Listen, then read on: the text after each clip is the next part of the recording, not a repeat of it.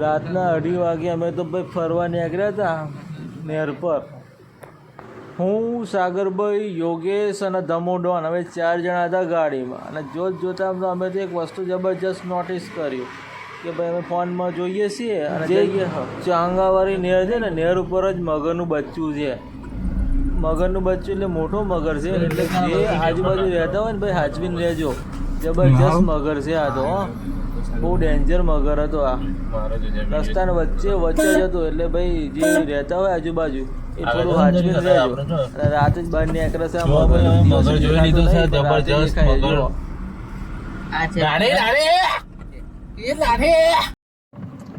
જો ભાઈ અમે મગર જોઈ લીધો છે જબરજસ્ત મગર.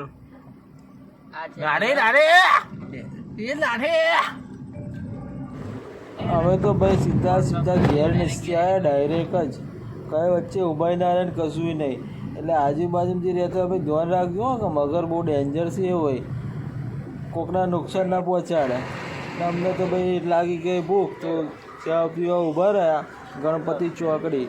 અને યોગેશને મગરની વાત હજુ ભૂલાતી નહીં. સાગરભાઈ સદમામ જતા રહ્યા કે યાર મગર આવ્યો તો આવ્યો કઈ.